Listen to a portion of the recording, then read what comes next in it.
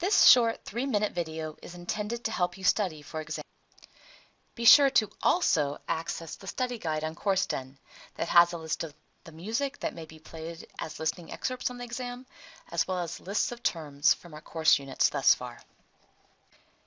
Exam 1 will consist of 55 to 65 multiple choice questions covering the material that we've covered in the course thus far. Of these questions, approximately 15 will be associated with 3 to 5 listening excerpts. As on the quiz, each listening excerpt will have 2 or 3 or 4 questions associated with it. Make sure you bring the appropriate size Scantron, as listed on the syllabus, and a pencil. By this point, you've hopefully reviewed your quiz results to see what you did right and what you missed. If you haven't yet done this and want to, drop me an email and see if we can schedule a time. Some of the quiz questions may return on this exam and later in the term.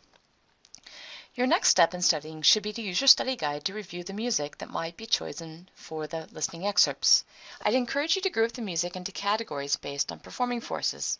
Ask yourself questions such as, which pieces were a cappella? Which pieces featured voices and instruments?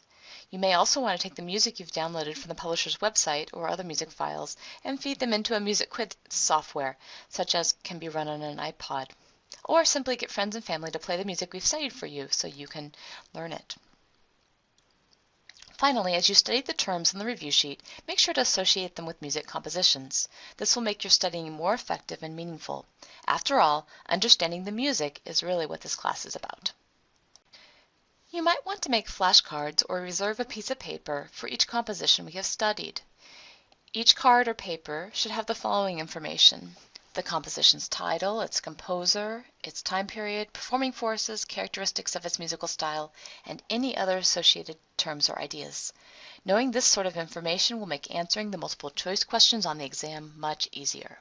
There may also be a map, such as this one on the exam. This asks you to connect important countries, cities, composers, and compositions to places in Western Europe.